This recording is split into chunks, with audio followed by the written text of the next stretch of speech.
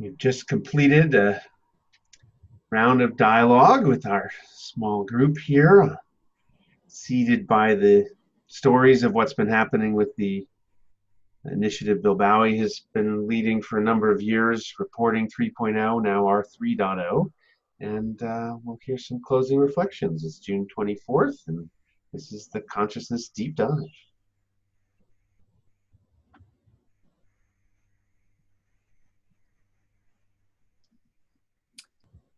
Well, maybe I'll start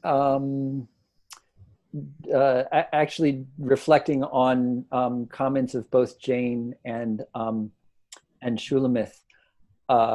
In particular, Jane, what you said about the acceptance of death and the example of, many people that are sort of in your circle right now are not necessarily reconciled to that. And then you gave the wonderful example of the woman who went through a hospice process recently and was very accepting of this natural part of the living process.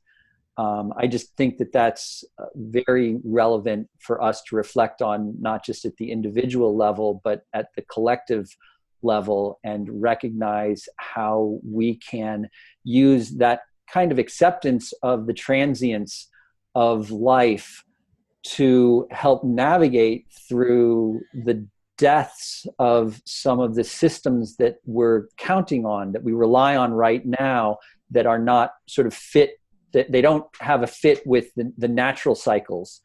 And so they will be dying, and we can choose to accept that and work with that instead of working against it.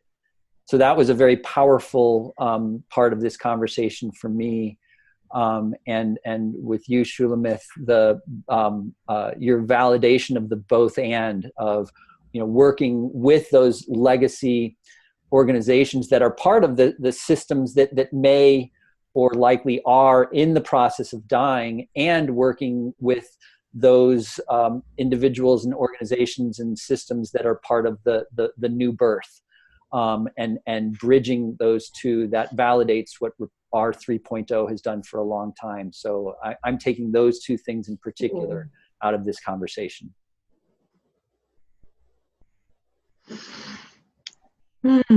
Well, Bill, thank you. That's lovely to hear. And I just to add to that, to me, what I am trying to keep focused on and remember from moment to moment, day to day, is that the way to handle life is to always remember that there's really nothing to fear, because fear disconnects you from all other forms of life or activities.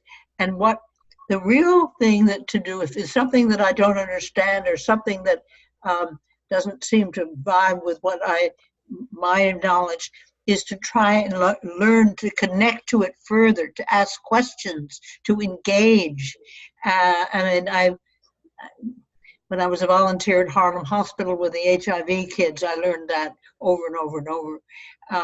But the point is, we have a choice. We can either be disconnected and then therefore come from a place of fear, which leads to anger, which leads to violence and so forth, or we can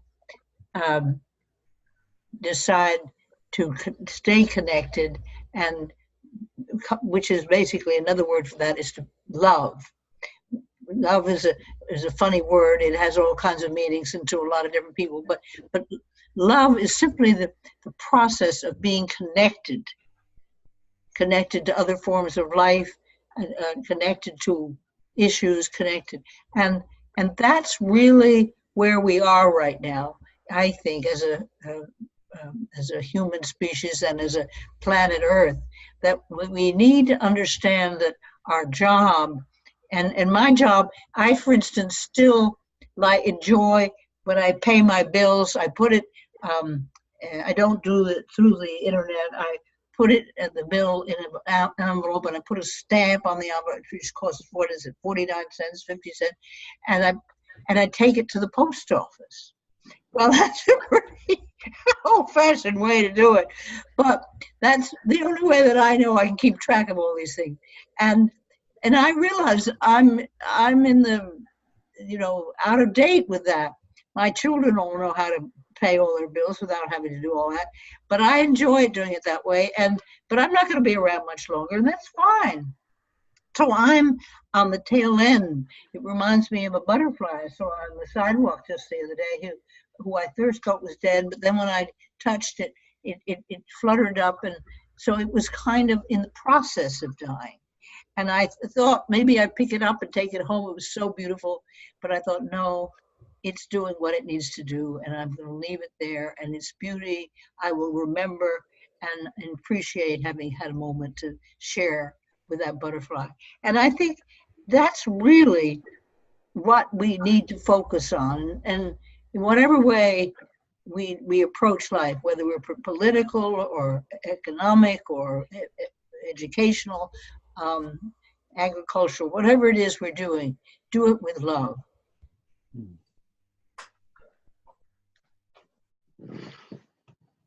Right.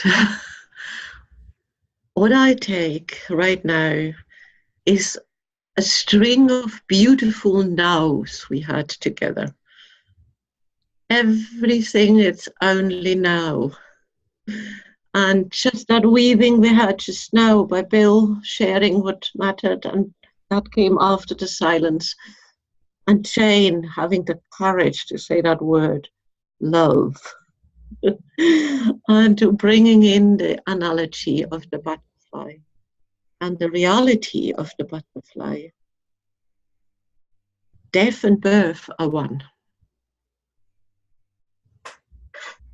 Here is to both. Let's celebrate it now. Thank you for, and gratitude is in that.